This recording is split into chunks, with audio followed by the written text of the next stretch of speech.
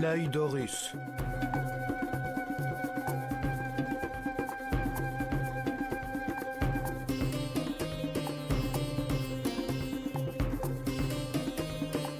Deuxième partie, Osiris, le maître de la réincarnation.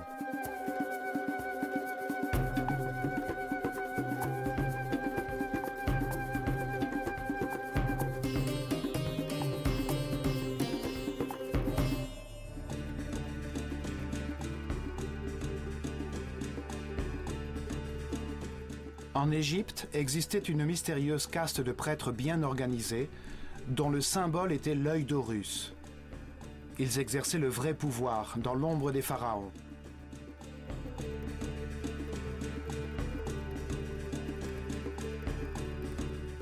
Ils descendaient de prêtres qui avaient survécu au cycle précédent de l'humanité.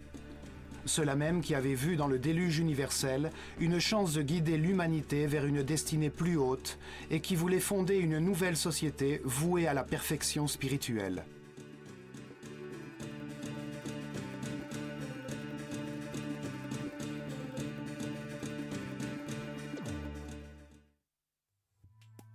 Ils élevèrent la civilisation égyptienne du néant, à partir de leurs temples et de leurs centres religieux.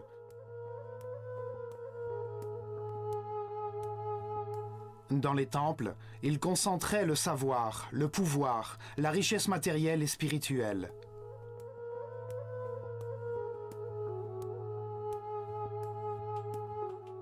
Chaque temple révélait une vérité différente. Le temple d'Osiris, à Abydos, révélait la réincarnation. Le temple de Komombo, la dualité. Le temple de Luxor, le corps humain. Le temple d'Hathor, à Dendera, la gestation.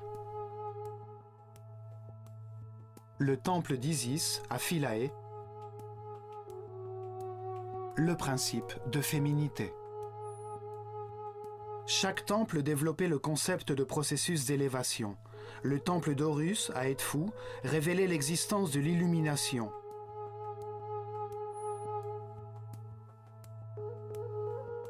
Le temple de Karnak était consacré à l'évolution de la conscience. Chaque temple était comme un livre ouvert qui racontait une histoire différente. Chacun d'eux était dédié à une partie de la révélation.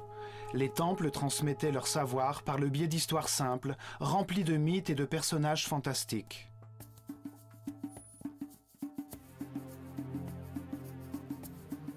Ils révélaient la vérité par l'intermédiaire de ces histoires fabuleuses.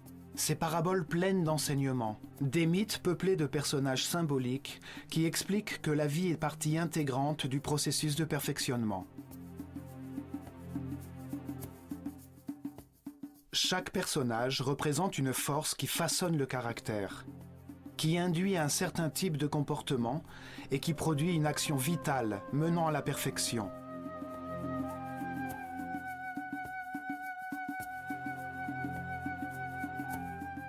Les formes des personnages et des actions vitales qu'ils représentent témoignent de la grande sagesse des prêtres de l'œil d'Horus.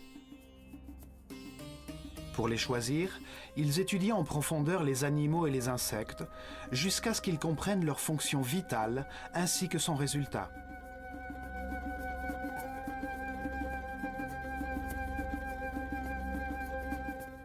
Ensuite, ils choisissaient l'animal qui représentait le mieux une action vitale et lui rajoutaient un corps d'homme dans un dessin très simple.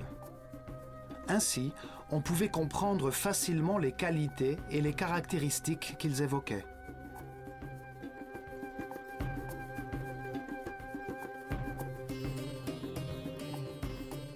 Un homme à tête de faucon est un être qui voit tout. Un oiseau qui vole évoque la liberté et la légèreté de l'esprit.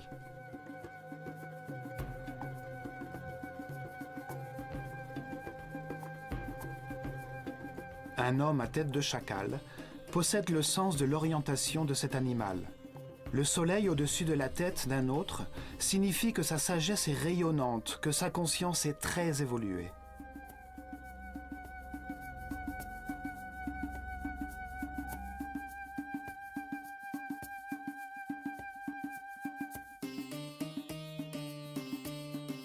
L'un de ces personnages symboliques s'appelait Osiris. C'est à Abydos, derrière de grands murs le protégeant de l'extérieur, que se trouve le temple qui raconte son histoire, un immense ensemble architectural où vivaient des milliers de personnes.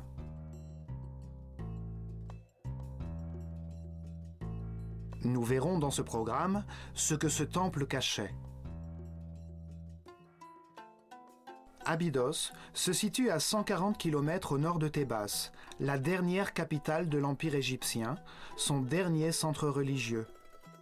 Là, vers 1300 avant Jésus-Christ, le pharaon Séti Ier et son fils Ramsès II construisirent un temple dédié à la révélation de l'existence de la réincarnation. Le temple était formé de 2 patios fermés.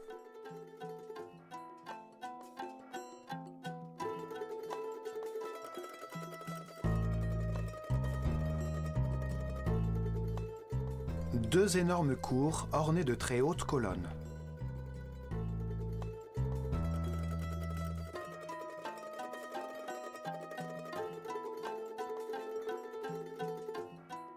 Sept sanctuaires, une suite de chambres et des salles réservées au service.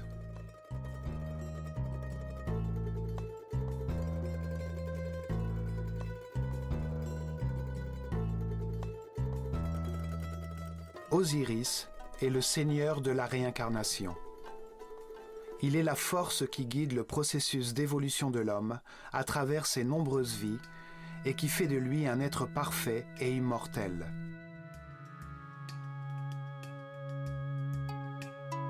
Dans ce temple, les prêtres de l'œil d'Horus enseignaient que la réincarnation est un processus d'évolution voulu par Dieu afin que l'homme puisse comprendre le sens de l'univers. Cette vérité s'enracine lentement dans la conscience au fil de nos vies, afin que l'ignorance de nos enfants devienne sagesse. Ce processus transforme des esprits innocents en des êtres expérimentés qui comprennent la raison de leur existence. La réincarnation fait d'un être lourd et rigide, pétri de peur, un être souple et aérien qui vibre sur la plus haute fréquence de l'amour.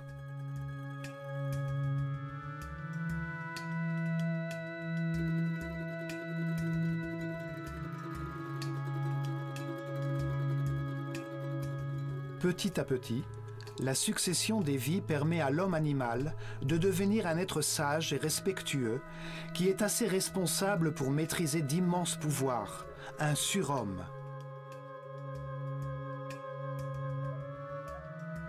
Le processus de perfection passe par l'école universelle des contrastes. Une réalité de facteurs opposés, polarisés et duaux. La lumière et les ténèbres, la matière et l'esprit, la souffrance et le bonheur. Le contraste permet de comparer 2 éléments antagonistes. Parce que 2 situations sont opposées, on peut les différencier et comprendre laquelle est la bonne, laquelle mène à la perfection spirituelle, la paix et l'harmonie.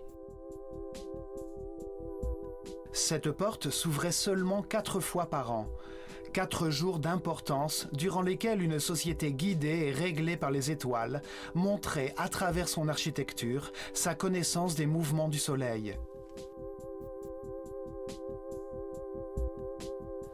Ces jours d'équinoxe et de solstice définissent les cycles climatiques sur la Terre. Les 4 coins du soleil montrent les changements de saison, la crue du Nil, les périodes de semences et de récolte. Le premier rayon du soleil entrait par la porte du temple, illuminant la barque dorée à l'intérieur du sanctuaire d'Amon-Ra.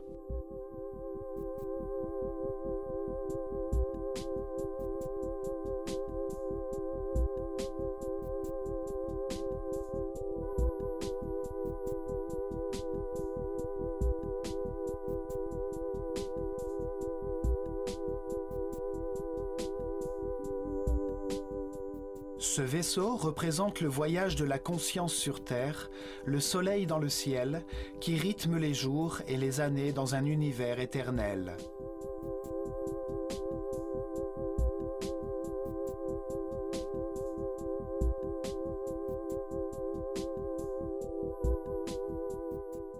Le peuple pouvait seulement entrer dans ces patios pour assister aux cérémonies qui se déroulaient au crépuscule et à l'aube, les jours de solstice et d'équinoxe, comme dans tous les temples d'Égypte. Le premier hall contenait des informations sur le temps et l'espace, les cycles zodiacaux qui ponctuent l'histoire, rythment les périodes fastes ou difficiles et engendrent les alternances nécessaires dans cet univers de contraste.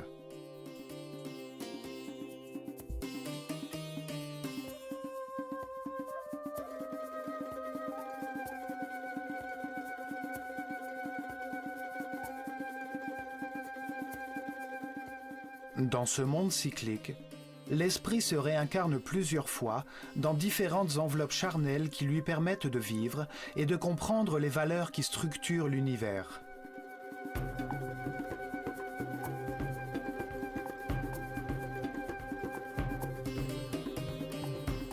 Dans chaque vie, il change de personnalité, de famille, de lieu et d'époque afin de connaître différentes destinées. Cet esprit brillant peut décider de ses actes dans toutes les situations qu'il est amené à connaître et analyser les résultats de sa conduite. C'est ainsi qu'il évolue, en prenant des millions de décisions et en jaugeant les résultats qu'il obtient. Curieusement, une de leurs gravures présente des symboles très étranges qui attirent l'attention en raison de leur ressemblance avec des hélicoptères ou des objets volants.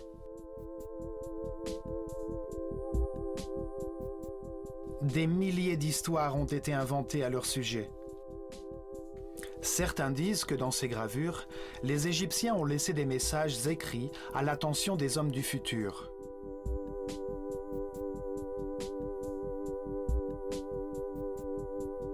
Que lorsque ces symboles seront compris par ceux qui visitent ce temple, cela marquera le début de la nouvelle ère du Verseau. L'humanité vivra alors la fin d'un cycle et connaîtra un changement transcendantal. 36 colonnes supportent le haut toit de la salle voisine, dédiée à l'ordre universel, devant les 7 chapelles qui forment le temple.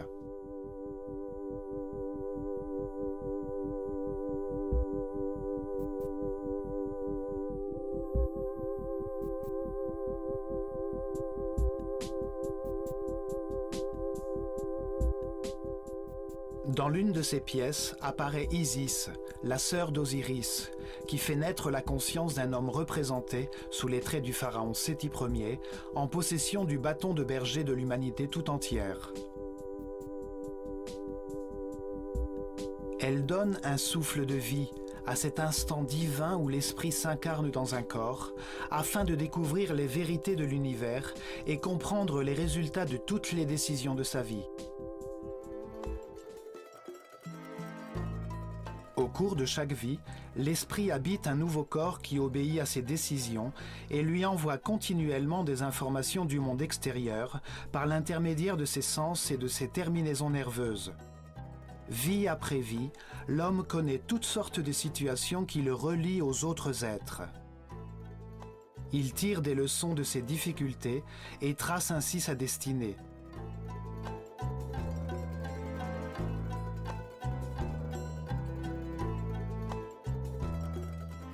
Petit à petit, la réincarnation rend l'homme plus tolérant.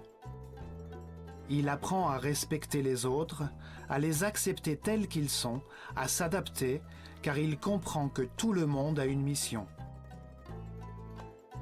Il évolue et il comprend que tout ce qu'il vit est utile à son apprentissage, qu'il possède tout ce dont il a besoin, que tout ce qui lui arrive est parfait, que les contrastes sont faits pour comprendre l'univers, et alors sa confiance en Dieu grandit.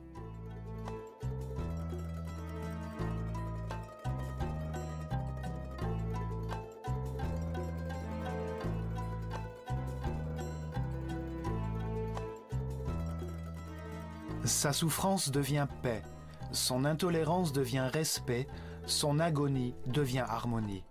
Il trouve le bonheur et, ce faisant, il élève son énergie vitale, il accède à de nouveaux sens et à de nouveaux pouvoirs. Il devient un être invulnérable.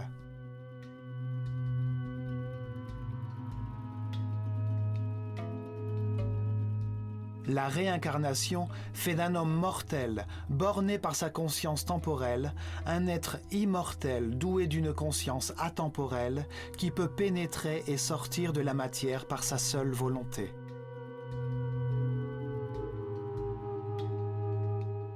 On vit plus d'une fois. La mort n'est qu'une porte vers d'autres circonstances de vie, vers une autre destinée. Chaque vie est une nouvelle leçon, une nouvelle étape dans le processus de perfection qui permet d'atteindre tôt ou tard l'immortalité par le respect et la paix intérieure. Les Égyptiens révélèrent que chaque esprit suit ce processus de perfection pendant un cycle cosmique, ce qui correspond à une rotation du système solaire autour du centre de la galaxie. Durant cette période de 25 920 années, la planète Terre traverse les 12 constellations, les étoiles qui forment les 12 signes zodiacaux dans le ciel.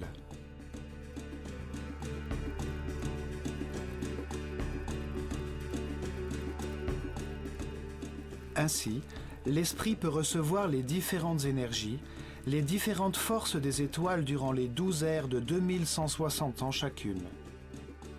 12 cycles qui génèrent des processus et des états différents.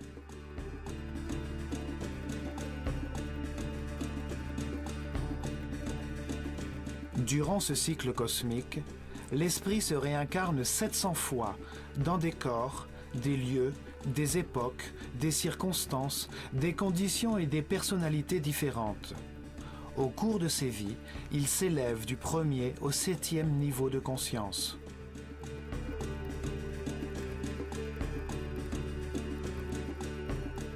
Dans chaque vie, il apprend quelque chose de différent.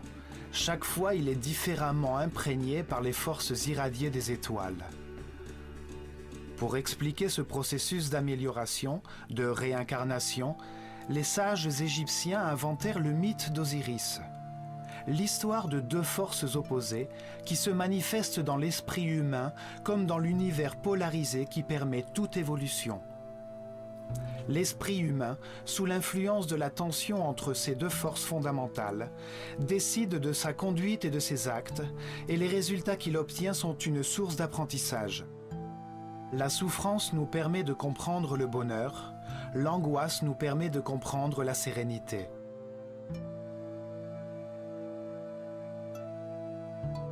Le mythe raconte l'histoire de deux personnages fantastiques, de deux frères, qui forment naturellement une paire. De ce fait, ils représentent deux forces opposées, la lumière et les ténèbres.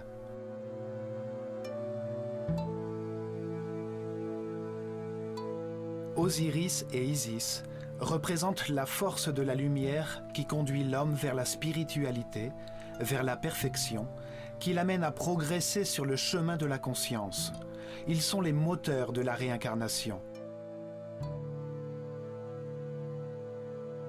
Seth et Nephthys représentent la force des ténèbres, qui ramène l'homme vers la matérialité, vers les plaisirs sensoriels, vers la densité de l'inconscience, vers l'immobilité de l'ignorance.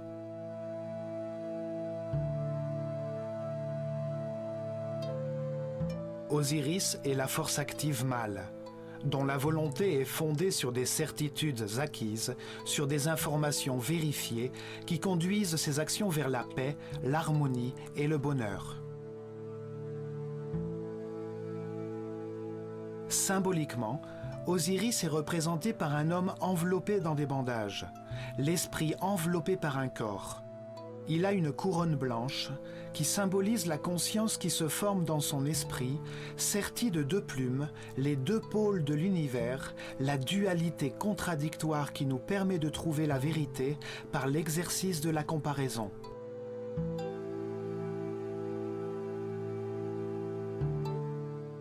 Dans sa main gauche, il porte un bâton de berger, la force qui guide le troupeau humain sur le chemin de la transformation cyclique. Dans sa main droite, il porte le fléau qui lui permet de séparer les bons des mauvais grains. Comme chaque décision, chaque récolte peut être mauvaise.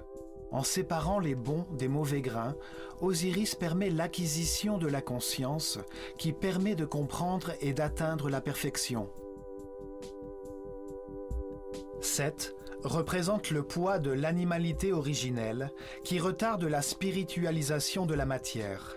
Sa volonté vise l'accomplissement des plaisirs égoïstes, même si elle doit pour cela répandre le chaos et faire souffrir les autres. Il est dominé par ses instincts. Dans cette confrontation, ces deux forces actives et masculines sont secondées par les forces féminines et passives de leur partenaire naturel. Isis insuffle dans le monde intérieur des émotions supérieures, des intuitions. Elle reçoit l'inspiration et produit des idées dans sa quête de l'adoration de Dieu, de l'extase.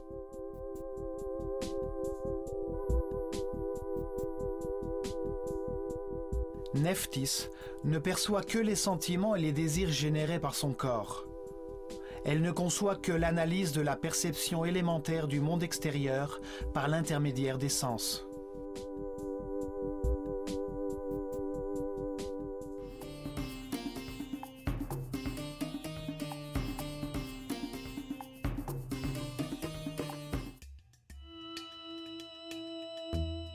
Au fond du salon de l'ordre universel se trouvent 7 sanctuaires qui constituent le centre du temple. Ils expliquent les phases de la Genèse, le commencement de la pensée humaine en accord avec les principes divins, les forces qui conduisent le processus d'amélioration. Le premier sanctuaire est dédié à Thoth et à la naissance du pharaon Séti Ier, qui représente la naissance de la conscience humaine dans l'univers.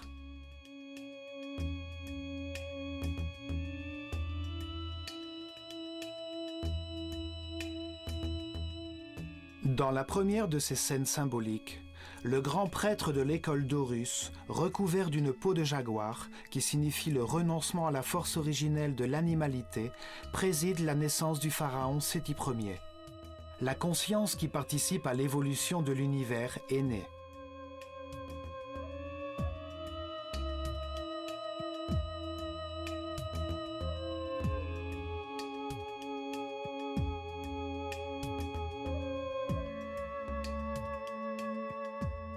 Thoth, un homme à la tête d'ibis, symbolise le verbe divin qui donne un nom à toute chose. Il représente le principe multiplicateur du Dieu unique qui, lorsqu'il donne un nom, crée une créature divine.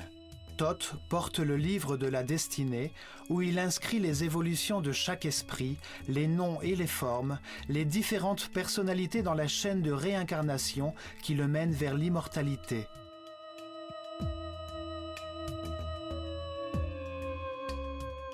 Chaque esprit reçoit un corps qui lui permet de vivre des expériences et un nom.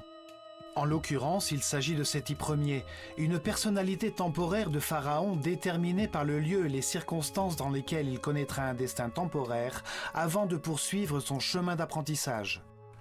Thoth écrit le nom dans son livre à l'intérieur d'une boucle que l'on appelle cartouche égyptienne. Chaque tour de cette boucle est noué à sa base et représente l'une des vies temporelles d'un esprit éternel. Le nom est la vibration du mot divin qui donne forme au corps et définit la personnalité temporaire dans laquelle l'esprit s'est incarné. Nous avons un nouveau nom dans chacune de nos vies. C'est la leçon du jour, la destinée qui définit les circonstances nécessaires afin que nous puissions apprendre de nos vies. Thoth est le scribe du paradis. Il archive les leçons que l'esprit incarné apprendra dans le livre de sa destinée et au moment de sa mort ce qu'il a accompli. Puisqu'il est responsable des mots, il est l'inventeur du langage, de son écriture et de la matière intellectuelle qu'il contient, compare et analyse. Aux côtés de Thoth se trouve Séchat, avec sa couronne aux 7 pétales. 7 est le nombre du progrès. 7 est le nombre de niveaux de l'esprit humain. Elle écrit le nom du pharaon dans la matière pour inaugurer le cycle temporel qu'il va vivre.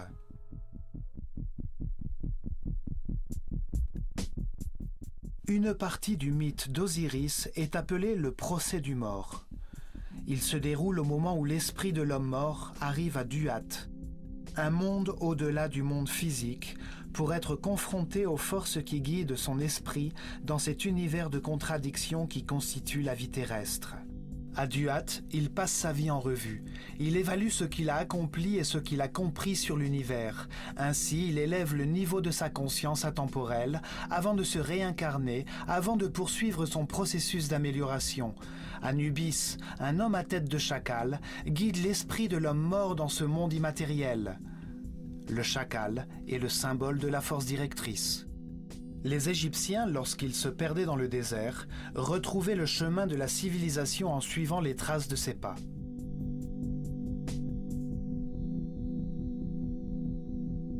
Anubis place le cœur de l'homme, qui contient tous ses sentiments, ses pensées et ses actions, sur un plateau de la balance de Maat, la déesse de la vérité et de la justice. Pour lui faire contrepoids, sur l'autre plateau se trouve la plume de la vérité. Si son cœur est plus léger que la plume, c'est qu'il a appris les bonnes leçons. Il est reçu par Thoth, l'homme à la tête d'Ibis. Il symbolise le Dieu unique qui multiplie les êtres de la création. Il apprécie le résultat de chacune des décisions de l'esprit défunt, il évalue son comportement dans chacune des situations difficiles de sa vie et détermine quelle est la leçon essentielle que son incarnation lui a apprise. Il écrit le livre du destin, les registres sakkasiques, qui retracent les transformations de chaque esprit dans le processus d'évolution, le nom qu'il a pris, la forme qu'il a adoptée, le lieu où il est né, les circonstances de sa vie et ce qu'il a accompli. Un personnage étrange, qui est un croisement entre plusieurs animaux, le regarde. Il représente les différentes formes dans lesquelles l'esprit s'est incarné, les différentes expressions de son animalité. Il incarne la force animale qui ramène l'esprit vers la matière, les passions, le désir et les sensations corporelles. C'est l'influence de Seth, le côté obscur de chaque être humain qui retarde son processus d'évolution.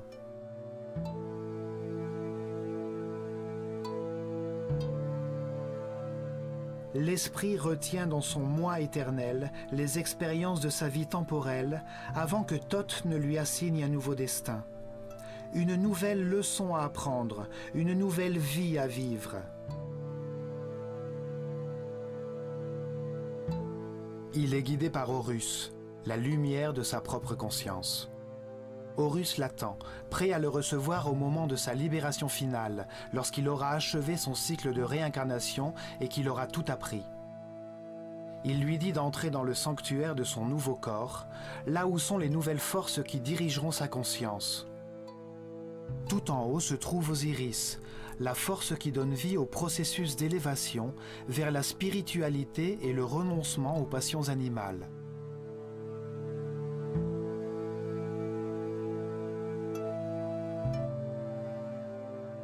Il est accompagné par Isis et Nephthys, qui le relient aux sensations et aux émotions du corps qu'il habitera dans cette nouvelle vie, celui dans lequel il naîtra.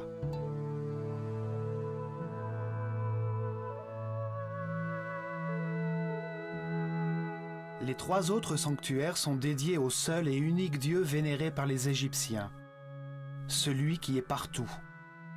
Mais il est représenté en trois phases différentes, trois différentes postures du même Dieu. L'Égypte est le pays du Dieu unique. Elle l'a toujours été. Mais pour les Égyptiens, ce Dieu unique, cette conscience absolue et indivisible, se manifeste dans l'univers à trois moments différents de la Genèse. Les prêtres utilisaient trois noms différents pour symboliser ces trois phases de la création, afin de faciliter la compréhension de l'œuvre de Dieu. Dans la première phase de la création, avant la manifestation de l'univers, existait seulement le Dieu absolu, l'unité originelle qu'ils appelaient Atum-Ra. Les Égyptiens ne lui ont jamais donné de représentation physique, et dans les hiéroglyphes, il apparaît sous la forme d'un disque doré, un soleil symbolique, source de lumière. Le sanctuaire d'Atum-Ra est le premier des trois.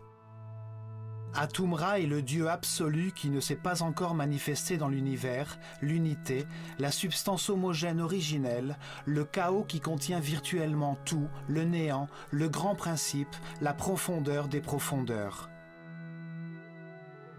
C'est l'esprit divin, éternel, immuable, qui sait tout et qui est partout. Le second sanctuaire est dédié au Ptah. Ptah est le nom de Dieu lorsqu'il manifeste sa volonté par la création et donne naissance à l'univers.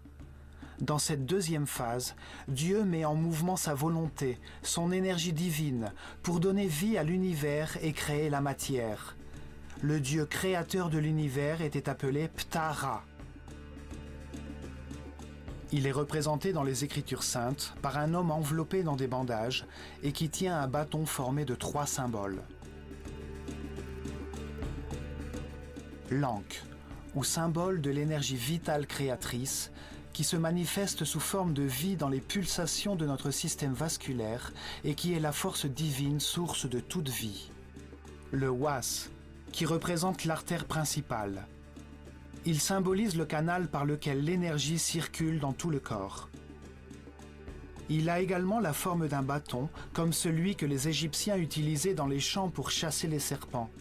Il contrôle le courant vital, le serpent énergétique, le Kundalini, qui monte le long de la colonne vertébrale. Le Djed, quant à lui, symbolise l'essieu de la croissance et du développement de tout être vivant, l'épine dorsale qui structure tous les êtres et qui façonne leurs différents corps. Le bâton de Ptah a donc une forte dimension symbolique qui renvoie à l'idée de l'énergie génératrice de vie. Ptah indique par conséquent le moment où la volonté de Dieu se manifeste par l'intermédiaire d'une force qui le dépasse et qui condense toute sa substance originelle que nous appelons esprit. Ce mouvement engendre une force expansive contraire qui met l'univers en mouvement. Ces deux forces polaires opposées créent des moments d'équilibre qui laissent place au cosmos, aux planètes et à la nature. De nos jours, les scientifiques appellent ce moment le Big Bang. Ils appellent la force condensatrice la force centripète et le mouvement d'expansion qu'elle induit par réaction la force centrifuge.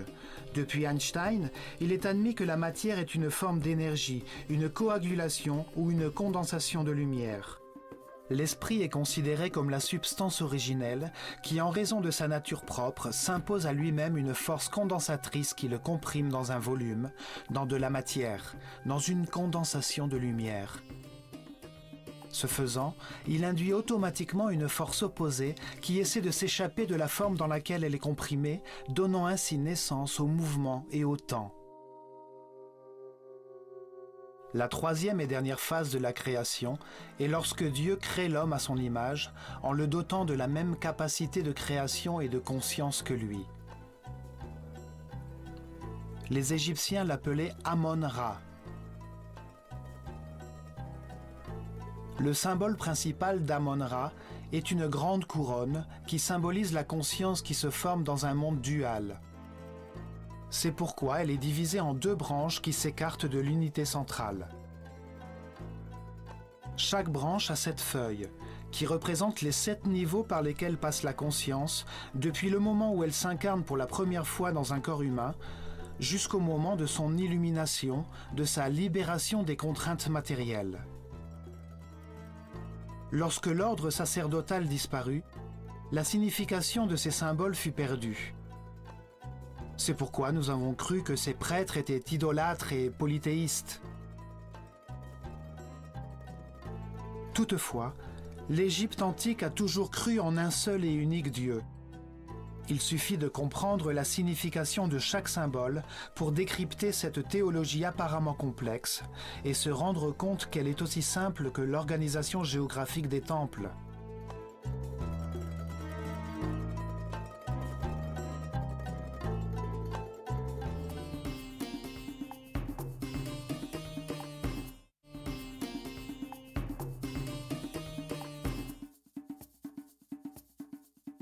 Dans le temple d'Osiris, à Abydos, le dieu unique des différentes phases de la création possède son propre sanctuaire. Le dernier sanctuaire est celui d'Amon. Il représente le moment où, au-dessus de l'univers, Dieu crée l'homme à son image, dans le but qu'il prenne conscience de lui-même. Le sanctuaire se trouve dans la chapelle centrale du temple, ce qui donne toute son importance au surgissement de la conscience dans l'univers.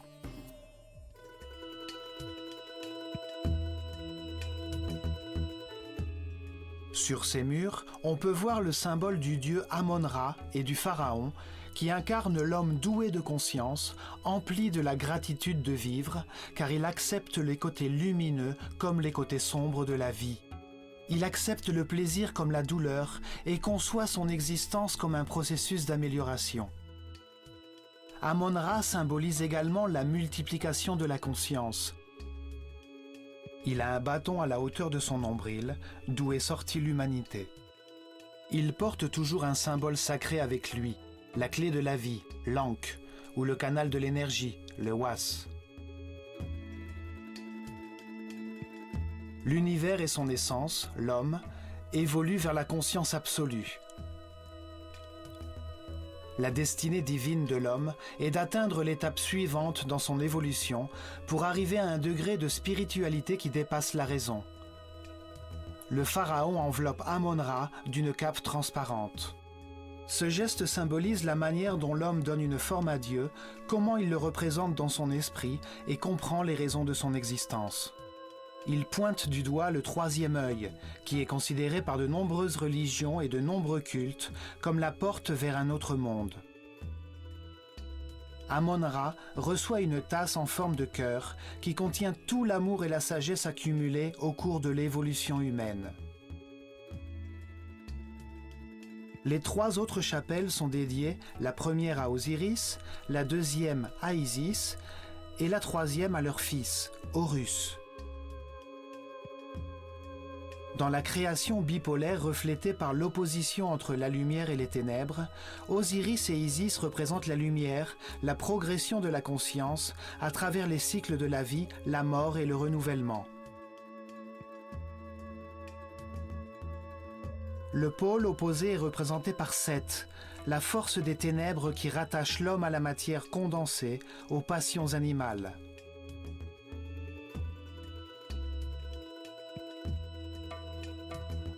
Horus est né lorsque la lumière a vaincu les ténèbres.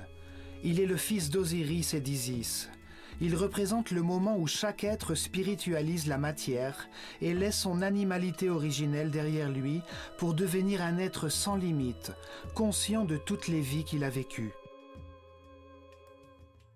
Osiris apparaît sur les murs de son sanctuaire avec différentes couronnes symboliques sur sa tête qui représentent les différents moments du processus d'amélioration, ainsi que les différentes étapes et les différents états qui y correspondent. Ce processus d'évolution se déroule de deux manières en même temps. Il y a d'une part un processus visible d'évolution physique, par lequel une forme corporelle complexe est conservée et transmise par héritage.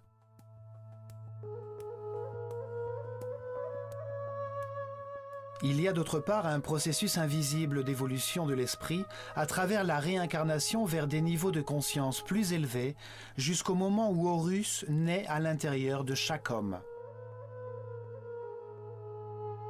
Par ce processus de transformation de soi, l'homme renonce à son animalité originelle qui n'est plus que le poids mort de sa subconscience corporelle.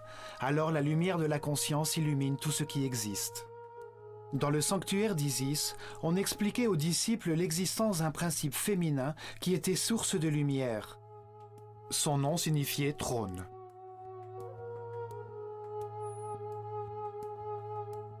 Chaque image symbolique permettait d'exprimer une pensée d'une manière très simple, par-delà le langage. D'après la philosophie ésotérique, chaque symbole a 7 clés. Isis est symbolisée par une femme qui a un vautour au-dessus de sa tête, sur laquelle sont placées des cornes de vache entourant un disque d'or. Osiris et Isis représentent deux forces jumelles qui permettent l'évolution de la conscience par la spiritualisation de la matière.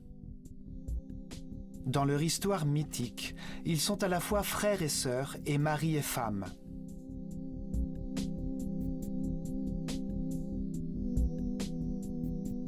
Le vautour est un oiseau qui se sacrifie totalement à ses poussins. Dans ses entrailles, il transforme la pourriture en nourriture, il lui redonne vie.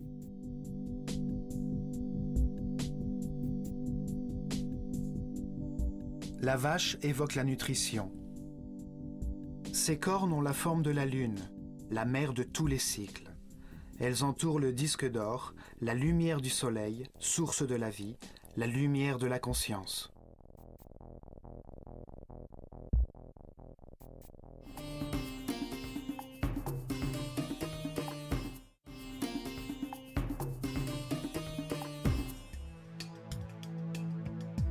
Selon le mythe, Osiris et Isis auraient dirigé l'Égypte.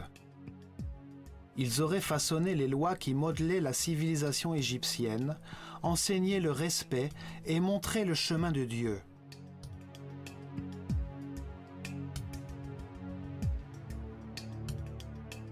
Après avoir accompli cela, Osiris se met à la recherche de nouvelles vérités et part en voyage en laissant le royaume, symbole de l'esprit, dans les mains d'Isis, sa femme et sœur.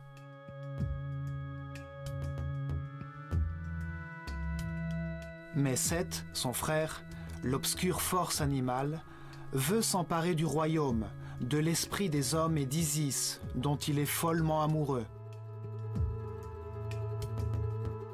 Lorsqu'Osiris revient, Seth, qui a comploté avec 72 autres nobles, l'invite à un banquet durant lequel il apporte un superbe coffre en bois construit aux dimensions exactes d'Osiris.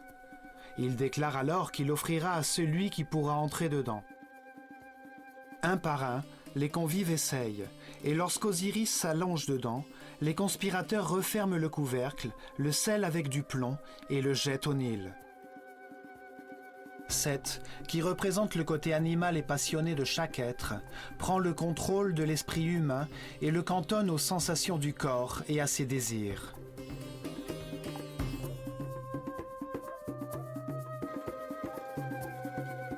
Les conspirateurs symbolisent les réincarnations que doit vivre la conscience, enfermée dans le corps comme dans un coffre, durant un cycle cosmique, avant de transformer la matière en esprit.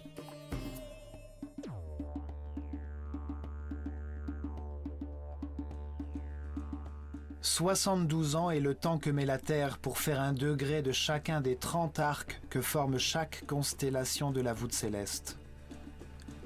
Les 12 ères zodiacales, les 12 constellations, occupent les 360 degrés du ciel.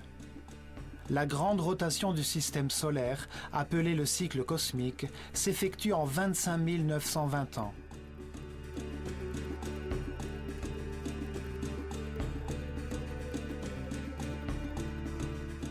Selon la légende, le coffre contenant Osiris échoua sur la côte du Liban, s'accrocha aux branches d'un tamarix et fut transformé en un bel arbre avec le corps d'Osiris à l'intérieur. Le seigneur des lieux vit ce magnifique arbre et le fit couper pour en faire une colonne de son palais sans savoir qu'Osiris était à l'intérieur.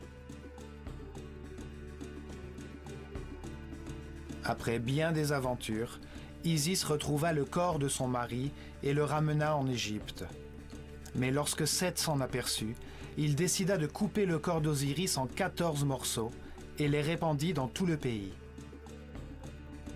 Cependant, Isis voyagea à travers l'Égypte et réussit à récupérer un à un 13 morceaux. Seul lui manqua le bâton d'Osiris qui, selon la légende, fut mangé par un poisson de la rivière. Cette anecdote symbolise le renoncement à la sexualité et à l'animalité originelle.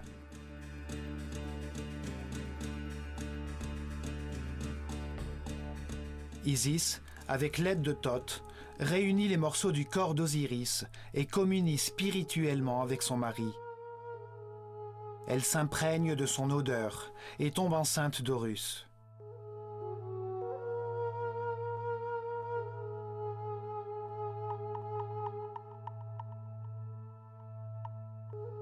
Horus représente l'illumination qui se produit quand le cycle des réincarnations s'arrête, car l'esprit a atteint un niveau de sagesse suffisant pour ne plus jamais perdre la conscience de ses vies antérieures.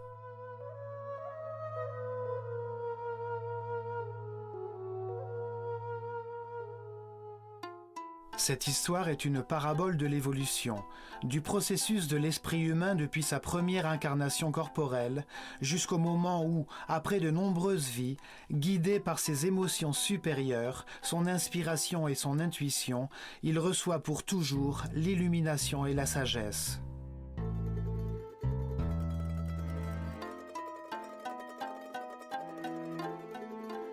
Le dernier sanctuaire du temple est celui d'Horus, la porte qui s'ouvre vers les étoiles.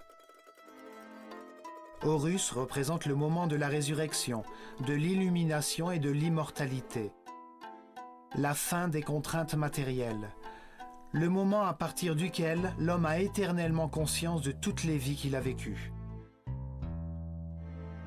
Les Égyptiens nous révèlent que l'esprit humain, après de nombreuses vies, atteint un niveau de sagesse qui lui permet de comprendre la raison de son existence et le rend apte à connaître les forces fondamentales de l'univers. Cette compréhension, qui résulte des expériences de plusieurs vies, conduit l'homme vers l'harmonie. Arrivé à ce point de son évolution, il peut se libérer du cycle des réincarnations et des contingences de la matière. À cet instant, il respecte tout ce qui existe. Il accepte que tout ce qui arrive dans ce monde est parfait et il demeure en paix et en harmonie. Il possède alors une grande quantité d'énergie vitale et il décide avec toute sa volonté de vouer son existence à la découverte de Dieu. Si, lorsqu'il atteint ce niveau, il décide de s'efforcer à atteindre la perfection, alors il ouvre la porte du chemin d'Horus, vers la transformation ultime qui met un terme au cycle des réincarnations. Horus représente le triomphe de la lumière sur les ténèbres, le contrôle sur l'animalité originelle, la fin des contraintes matérielles. L'ultime passage de l'ignorance à la sagesse, la porte dimensionnelle qui permet de s'élever dans la hiérarchie de l'univers.